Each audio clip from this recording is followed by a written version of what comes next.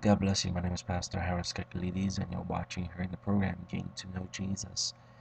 And today's topic will be Halloween, a demonic Roman Catholic holiday. Halloween started from the Roman Catholic Church and is a demonic holiday. Everything that's done there is demonic. And this is what we're going to see in this program. First, I would like to show a video clip of 3 minutes where in the fact that the Roman Catholic Church made a pagan holiday into a Catholic pagan holiday.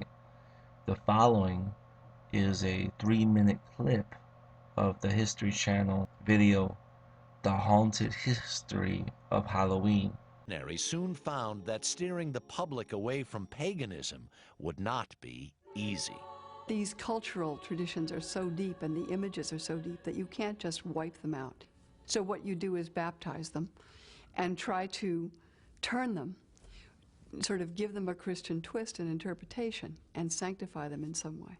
The first concrete plan was laid in around the year 600 by Pope Gregory I. Pope Gregory recognized that Christianity was still a young movement, struggling to gain acceptance, and he knew he'd never persuade the pagans to end their ways and take up Christianity all in one step. He said, if you should come across a group of people worshiping a tree, he said, rather than cut the tree down and tell them that they were ignorant and in error, said instead consecrate it to Christ and tell them to keep meeting as they were accustomed to meeting at the same spot. But old ways persisted, and the church's success was mixed. The regular folk were not really interested in Christianity. The idea that you had to wait until the next life to have a good life was not exactly a popular idea. So the Christians had to make Christianity more attractive to the Celts. And so they basically grafted on the new religion onto the practices of the old religion. By the 8th century, the church had had enough of trying to accommodate the pagans. Pope Gregory III decided to challenge pagan beliefs head-on by turning their most important holiday, Samhain, into a day of the church. November 1st was claimed as All Saints' Day, a day to honor those Christian saints who did not already have a Saints' Day of their own. All Saints' Day is also known as All Hallows' Day, the word hallow being equivalent to saint. It was the eve of All Hallows that became known as All Hallows' Evening, and through a corruption of the evening, Hallow Eve, we got the contemporary word Halloween. The church had taken the first step in absorbing the ancient holiday of Samhain. But there were still many pagans who carried on the old beliefs and practices anyway. People continued to dress in straw costumes or in animal skins, continued to put out offerings for the souls of the dead who were traveling at that particular time, continued to do much of what they had been accustomed to doing, but now doing it under the name of Halloween rather than under the name of Samhain.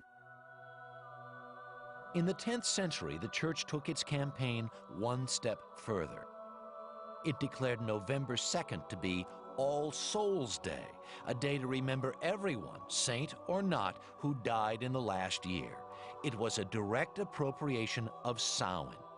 But it would take more than that to loosen the grip of age-old traditions.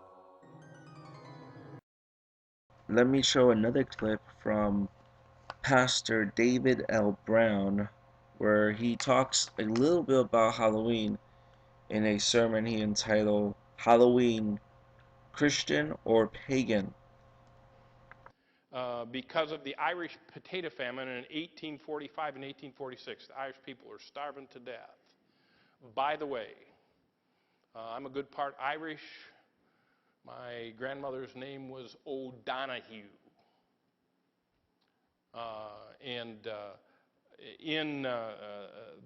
Thankfully, they were in a Bible-believing church when that family came to the United States of America later. It was past 1845 and 46. But in 1845 and 46, the Irish potato famine, all these Irish people flooded in, and they brought their old Druidic holiday of Halloween with all of its pagan and occult trappings. Now, understand that Halloween goes farther back than that. I found that the original celebration of Halloween was not called by its present name. It began a long time before the Lord Jesus Christ among the Celtic people, and that's the Britons, the French, or the Gauls, and the Scotch, and the Irish. And they ended summer with a festival to Samhain, the Lord of Death and Evil Spirits. They called that Samhain instead of Halloween. It was called Samhain or Samhain. It was their Celtic New Year's. Now, the Lord of Death and Evil Spirits was a ghostly skeletal figure. And modernized, how many of you would know if I said the phrase the Grim Reaper? How many of you would know what I'm talking about? Okay, that's the modern rendition of the Lord of Death and Evil Spirits, is the Grim Reaper. Now, the original name, the origin, let me go to the origin of the name of Halloween. The Roman Catholic Church is responsible for the current name Halloween. They tried to Christianize the pagan holiday in the 800s. They moved All Saints' Day from May to November 1st. And it was a holiday for all the rest of the saints who didn't have their special days. They had it on those days, and it was the days when you went and honored the dead at the graveyards.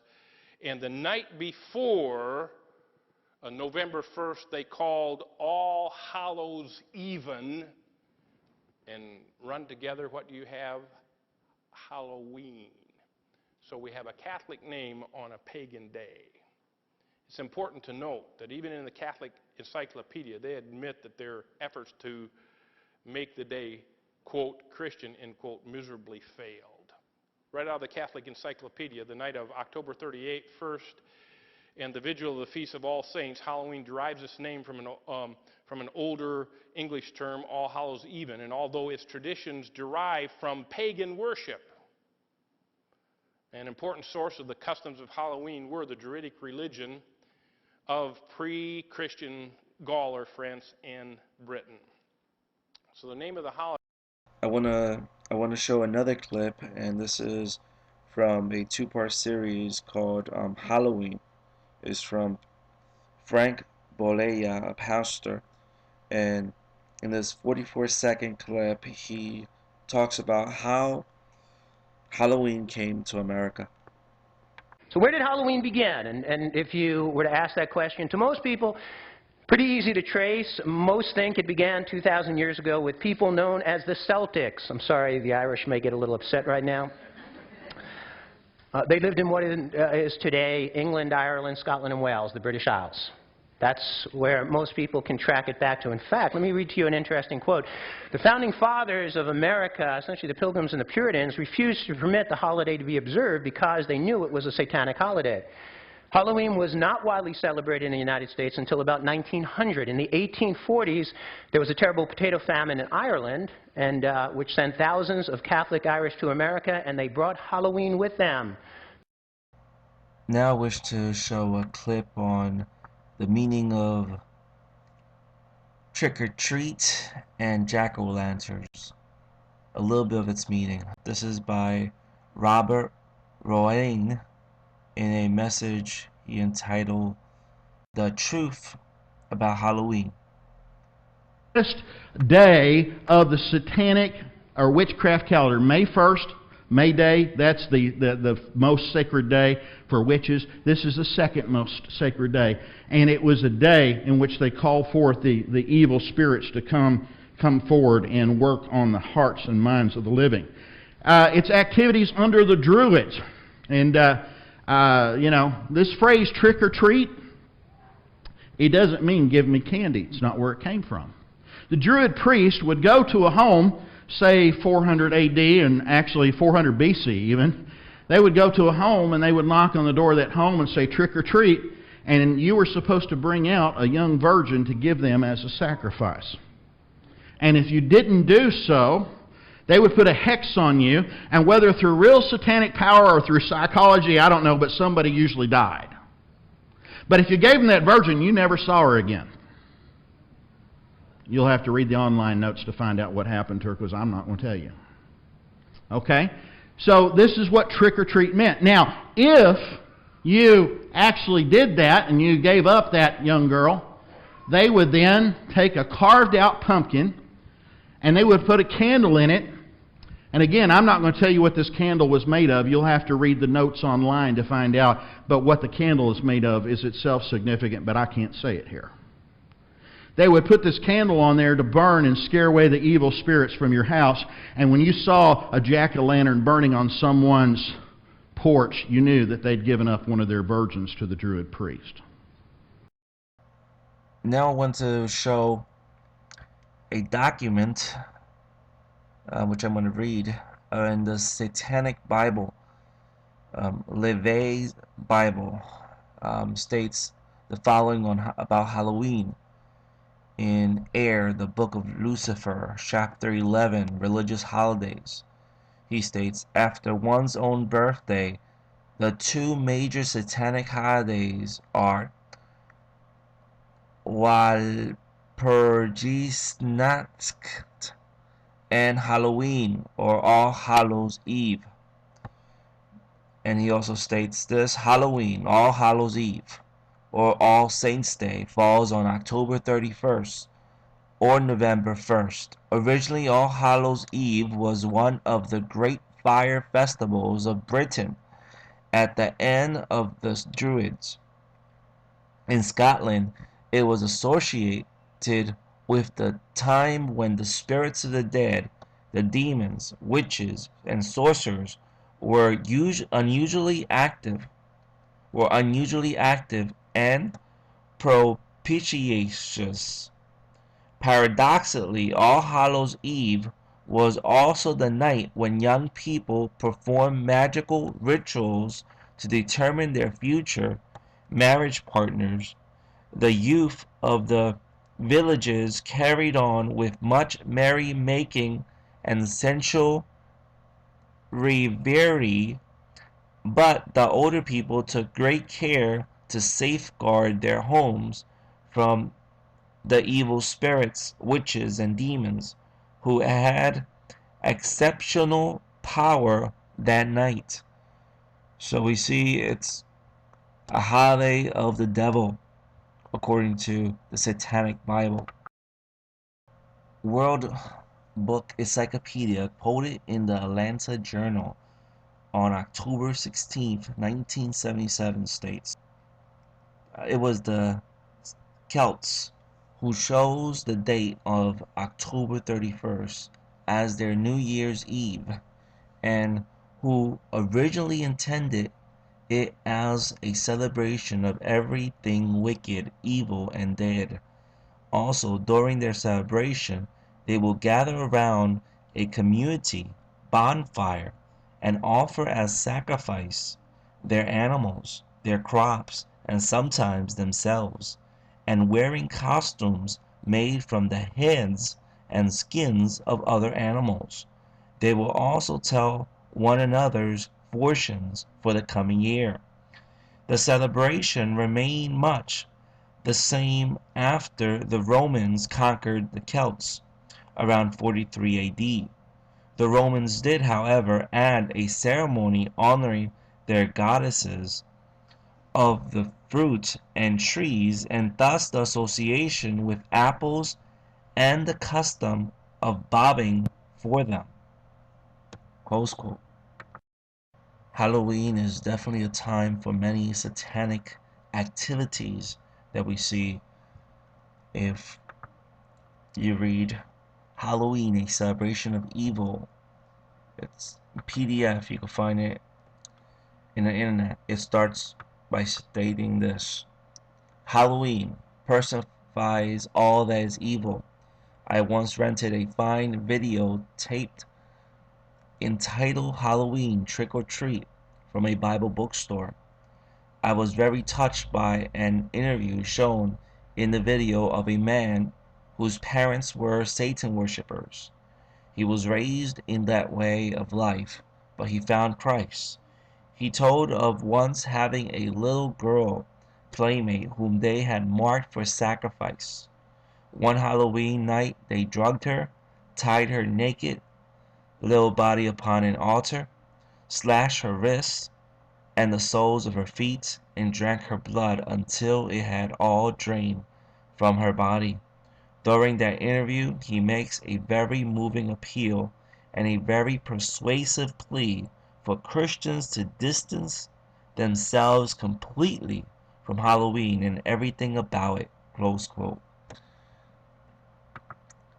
In a clip from Pastor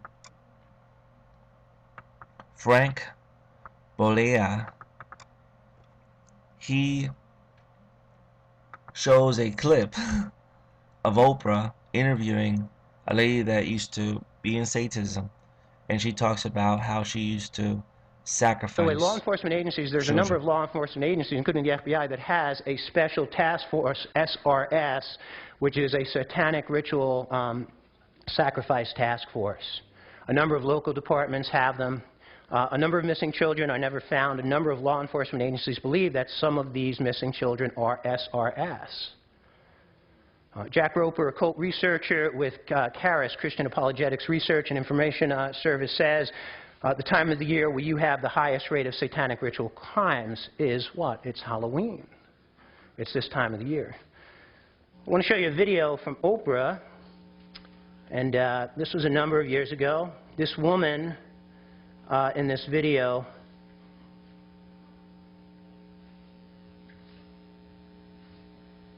she is made up to hide her identity.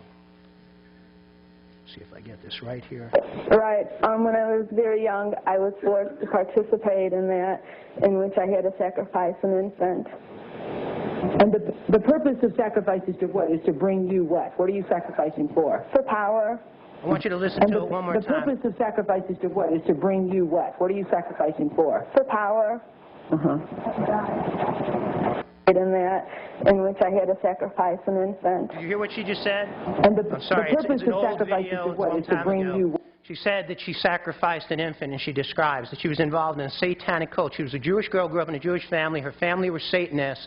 And then she was taken, she was raped, she was beaten. Her other siblings had the same, but she was actually recruited to sacrifice an infant on an altar. Okay? This was a few years ago. Obviously, you see Oprah, she looks a lot different. She is now, this is going back in the, probably about 15 years where this video was on her show. Halloween is usually a time to wear a mask. And I went to show what the early church fathers spoke about it. Hippolytus in his apostolic tradition states, if a man is an actor or a pantomimist, he must desist or be rejected. In other words, they were not allowed to be in the church, in the Christian church. Someone that was a pantomime, or if he was an actor. Probably because they wear masks and painted their face. I believe that's one of the reasons they was not allowed to be in the church, allowed to be members of the church. Clement of Alexandria, in his exhortation to the heathen, states in Book 1, Chapter 4, you have acted in comedies under the masks of demons, travesting true religion by your demon worship superstition. Clement here calls them masks of demons. In Book 4 of that same series, Chapter 10, he states, but the multitudes are frightened at the Hellenistic philosophy, as children are a mask, being afraid lest it leads them astray. Clement here states children are scared of masks because they did not want it to be led astray by them. So there's reasons why masks are demonic. But let's look at some reasons more. Let's look at what I have found about masks. In Britannica Concise Encyclopedia says about it, an object worn either to disguise or protect the face, or to project the image of another personality or being. Masks have been used in art and religion since the Stone Age. In the most primitive societies, their form is detected by tradition, and they are thought to have supernatural power.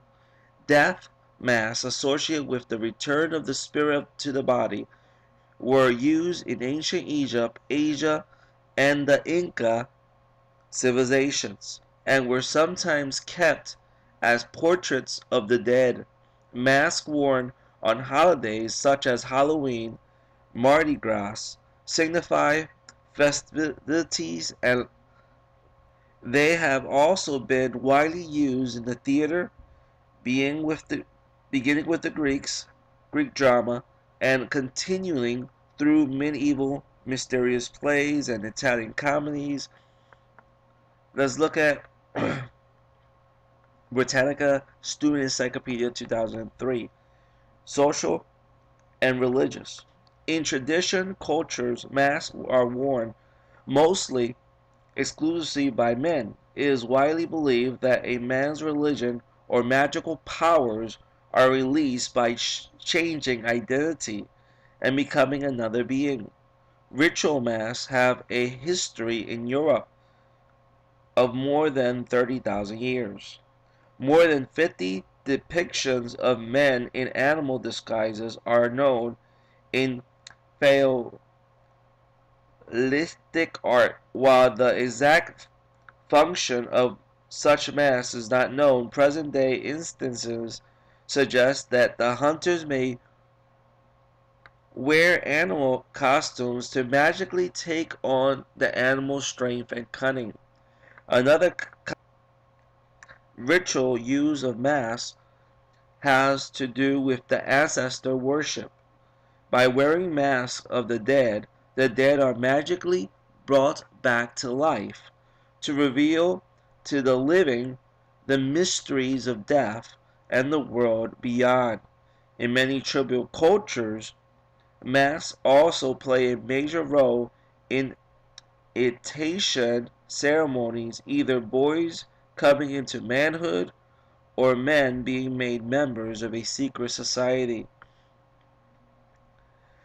Frightening onlookers is the simplest way that the wearer of the mask gains power. Behaving like a wild beast, the wearer of an animal mask terrifies children and women. Some masked secret societies, like the mask of the Ku Klux Klan in the United States, gain political power by terrorizing helpless people. I want you to continue to realize the purpose of masks. The form of terror producing masks are rich. Their makers are inspired by the world of nightmares and myths, including death and demons. Dead bodies, skeletons, and frightful demon faces are represented in masks of China and Tibet, where devil dances are used to expel demons, souls of the dead from persons possessed.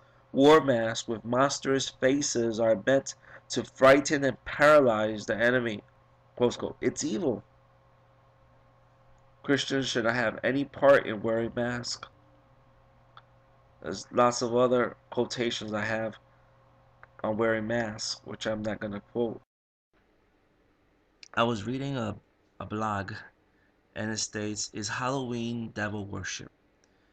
And in here it gives 22 reasons why Christians should not celebrate Halloween. I'm not going to read all 22, but I'm going to read just some of them. And it has some Bible verses there as well. Number 1, Druids invented the earliest Halloween celebrations. They were an order of Celtic sorcerers. The Bible condemns all sorcery and sorcerers. Revelation 21:8 and Revelation 22:15. Number 2, November 1st, the first day of the Celtic year was a feast day to Samhain, Lord of the Death, by the Druids. But the Christian God is the God of the living. Mark 12, verses 27. Number 3. The jack-o'-lanterns, large fires, and apple bobbing also come from superstitious paganism, as most any encyclopedia will prove, but God condemns the use of religious practices from non-believers. Deuteronomy 12, verses 29 to 32, and Jeremiah 10, verses 1 and 2. Number 4. The only cultures and societies that masquerade religiously as evil characters around fire and night are patiently pagan, God-rejecting, devil-worshipping nations, which Christians are to entirely reject.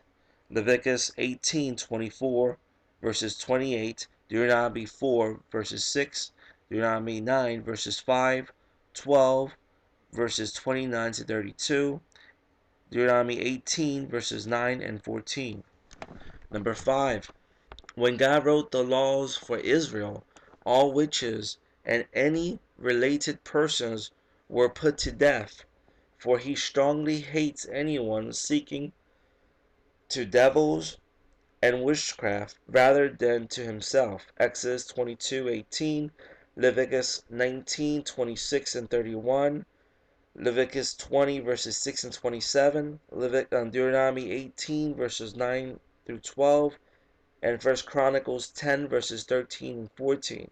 God specifically command not to learn the dark customs of the nations around Israel, including all forms of witchcraft. Leviticus 18 verses 1 through 4, Deuteronomy 12 verses 1 through 4, verses 29 through 32, chapter 18 verses 9 through 12. Number 7, the idolatrous practices of pagans are devil worship, no matter what the worshiper thinks or intends. You can find this in Leviticus 17 verse 7, Deuteronomy 32 verse 17, 2 Chronicles 11 verses 15, Psalms 106 verses 35 to 39, 1 Corinthians 10 verses 19 to 20. Number 8, the Holy God condemns any observation of the religious traditions and custom of unbelieving pagans, even if you are doing it as a Christian to him. Deuteronomy 12 verses 29 to 32. Number 9, the Catholic Church whitewashed the pagan customs with a new name to keep their pagan converts happy. But Jesus Christ declares that church to be the mother of harlots and abominations of the earth. Revelation 17 verses 1 through 6, 2 Thessalonians chapter 2 verses 9 through 12, and 1 Timothy chapter 4 verses 1 to 3. Number 10, the worshippers of God are to come out of the Roman Catholicism by special warning from heaven. Revelation 18 verse 4, and Halloween is absolutely a Roman Catholic holiday. I want to read one last one. 11. Number 11, even though it's 22 of them, but I just want to read number 11. Halloween is an evil day originating with unbelievers and infidels, based on blackness, darkness, night, unrighteousness, and infidelity, which Christians should separate from and not even touch if they want to be God's children. 2 Corinthians 6 verses 14 to 18. With this, we're going to end. God bless you. My name is Pastor Harris Kikalides, and I'll see you next program. Gains no Jesus.